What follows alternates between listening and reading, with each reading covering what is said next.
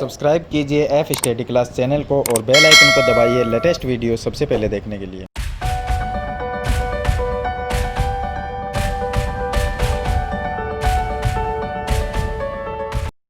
Hello students, इस video में हम प्रश्नावली नंबर 1.1 सरल करेंगे, जिसमें हमें टोटल 4 क्वेश्चन दिए गए और कक्षा 9th की है। तो इसमें लिखा है, पहला क्वेश्चन जो है इसमें दिया गया है, क्या शून्य एक परिमेय संख्या है। यानी इस हमें यह बताना है कि शून्य एक परिमेय संख्या है, क्या इसे p बटे क्यू के रूप में लिखा जा सकता है, जहां पर p और q पूर्णांक है और q का मान यानी कि 0 नहीं होना चाहिए। तो हम लिखेंगे कि हाँ, शून्य एक परिमेय संख्या है, परिमेय संख्या है। अब देखिए, इसका आंसर तो सिर्फ यही है, लेकिन इसको आगे देखें तो परिमेय संख्या कैसे है। तो देखिए यहाँ पर p, इस परिमेय संख्या का मतलब है जिसको हम p बटे q के रूप में लिख सकते हैं।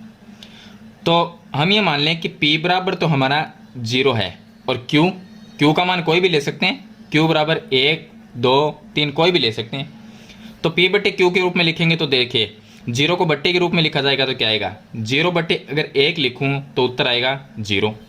0 बट्टे अगर हम 2 भी लिख सकते हैं, क्योंकि नीचे q होता है तो q का मान क्या है, 0 नहीं होना चाहिए, उसके अलावा कोई भी हो।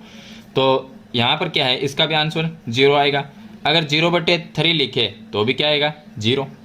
यानी कि हम 0 को बट्टे के रूप में लिख सकते हैं। तो इसका मतलब जिस संख्या को p बट्टे q के रूप में लिख सकते हैं वो क्या हो गई, एक परिमेय संख्या हो गई। इसका मतलब 0 भी क्या है, एक परिमेय संख्या है। तो ये हो गया इसका क्वेश्चन नंबर फर्स्ट। चलिए इसके बाद में शुरू करते हैं सेकंड क्वेश्चन। अब देखिए इस क्वेश्चन नंबर 2 में इसमें दिया गया है कि 3 और 4, दो संख्या है 3 और 4, इनके बीच में 6 परिमेय संख्या हमें ज्ञात करनी है। तो देखिए इसके दो तरीके हैं। या तो आप ये करो, परिमेय संख्या ज्ञात करने का तरीका है कि दोनों संख्या को जोड़ते हैं, 3 और 4 को प्लस करेंगे और उसमें 2 का भाग देंगे। या तो आप इस तरह से कर सकते हैं, या इसका दूसरा एक बेस्ट तरीका ये है कि हम क्या करेंगे, हमें 6 परिमेय संख्या ज्ञात करनी है। तो 6 परिमेय संख्या ज्ञात करनी है तो हम क्या करेंगे, 6 प्लस 1 करेंगे, कितने हो गए, 7। अब 3 और 4 को अंश व हर में 7 से गुणा करेंगे।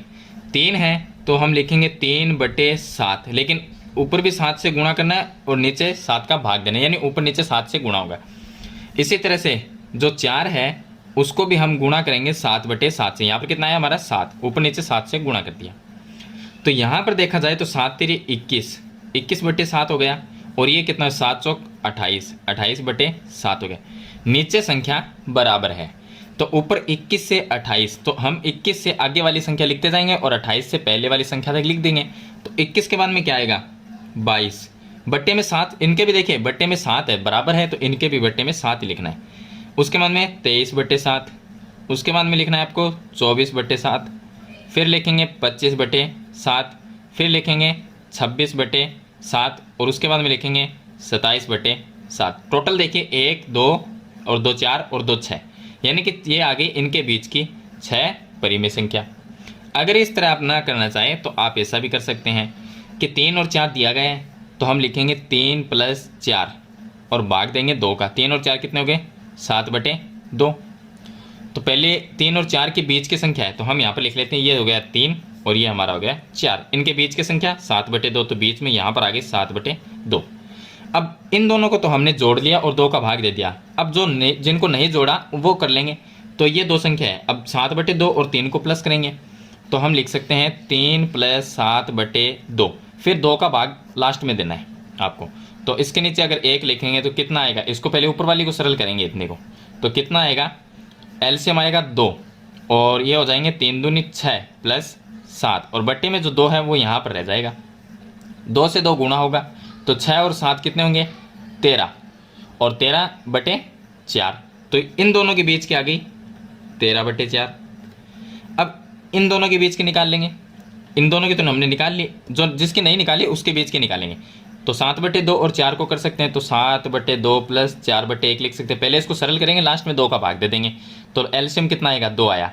तो ये हो गया 7 प्लस 4 दूनी 8, तो ये कितने हो गए, 15 बटे 2, और नीचे 2 का भाग देंगे तो वो 2 यहाँ पर आ जाएगा, तो 15 बटे 4 हो गया। तो इसके बीच में आ गई 15 बटे 4। अब जिसको नहीं लिया उन दो संख्याओं को ले लेंगे, तो इन दो को ले लेते हैं, ये दो संख्या है, इन दोनों का निकालेंगे तो इनके बीच क्या आ जाएगा। तो इस तरह से हम कंप्लीट निकालते जाएंगे, तो इनके बीच की 6 संख्या हमें निकालनी है। तो एक तरीका तो ये है, इस तरह से आप कर सकते हैं, मैंने कंप्लीट नहीं बताया, इस तरह से आप आगे करेंगे तो 6 संख्या आ जाएगी। तो ये भी कर सकते हैं, और ये तरीका है वो सरल है, सिंपल है, तो इस तरह से भी आप परिमेय संख्या है वो ज्ञात कर सकते हैं। तो ये हो गया क्वेश्चन नंबर 2। चलिए इसके बाद में शुरू करते हैं क्वेश्चन नंबर 3।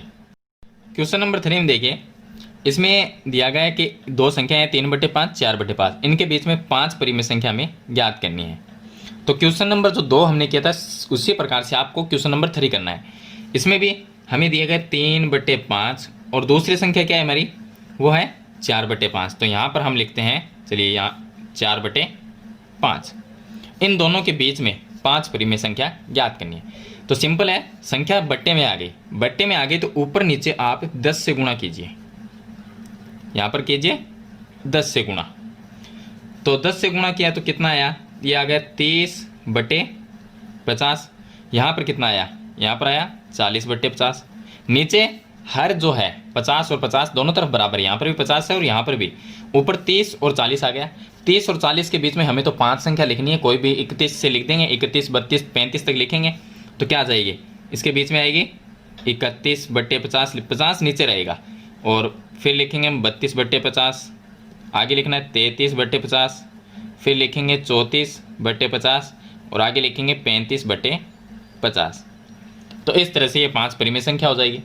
अगर आप ना निकालें इस तरह से तो वैसे भी निकाल सकते हैं, 2 को संख्या को जोड़ना है आपको और 2 का भाग देना है, फिर जो संख्या आएगी उन दोनों को आपको जोड़ना है, फिर 2 का भाग देते चले जाना है। तो इस तरह से भी आप निकाल सकते हैं और इस तरह से भी आप निकाल सकते हैं। तो ये तरीका जो है वो बेस्ट तरीका है इसका परिमेय संख्या ज्ञात करने का। अगर वैसे चाहे तो आप वैसे दोनों को जोड़ेंगे और 2 का भाग देते चले जाएंगे, हर 2 संख्या को जोड़ना है और 2 का भाग देना है, तो इस प्रकार से 5 परिमेय संख्या ज्ञात कर सकते हैं।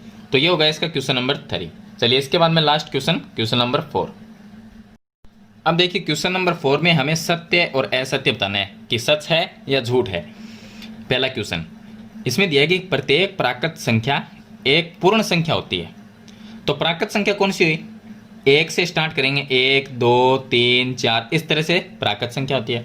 और पूर्ण संख्या कौन सी होती है, जिसको हम 0 से लिखते हैं, 1, 2, 3, 4, इस तरह से, ये हो गई पूर्ण संख्या। तो जो प्राकृत संख्या है वो पूर्ण संख्या हो सकती है, इसमें ये पूछा है। तो हाँ, इसका जो आंसर होगा वो सत्य होगा। क्यों, क्योंकि सभी जो प्राकृत संख्या है वो पूर्ण संख्या के अंदर आती है। देखिए यहाँ से हम सारी जो प्राकृत संख्या है वो पूर्ण संख्या में भी है, तो इसका मतलब प्राकृत संख्या है वो पूर्ण संख्या होती है। तो ये इसका कथन सत्य हो जाएगा। चलिए दूसरा, प्रत्येक पूर्णांक एक पूर्ण संख्या होती है। तो पूर्ण संख्या तो हो गई ये तो है पूर्ण संख्या जिसको हम 0 से लिखते हैं। और पूर्णांक कौन से हैं, पूर्णांक वो होते हैं जिसमें प्लस और माइनस दोनों आ जाते हैं, यानी कि 0 से एक साइड में चलेंगे तो 1, 2, 3 इस तरह से, और इस साइड में आएंगे तो माइनस में आ जाएगी संख्या। तो ये क्या हो गए, पूर्णांक हो गए। तो पूर्णांक में प्लस माइनस 0 सभी शामिल है, लेकिन पूर्ण संख्या में क्या है, सिर्फ प्लस की संख्या ही शामिल है, इसमें पूर्ण संख्या में माइनस की संख्या नहीं आती। तो इसलिए पूर्णांक है वो पूर्ण संख्या नहीं होती। तो पूर्णांक एक पूर्ण संख्या होती है, तो इसका कथन है वो असत्य हो जाएगा, क्योंकि पूर्णांक में माइनस की संख्या आती है और पूर्ण संख्या में माइनस नहीं आते। तो ये असत्य हो गया।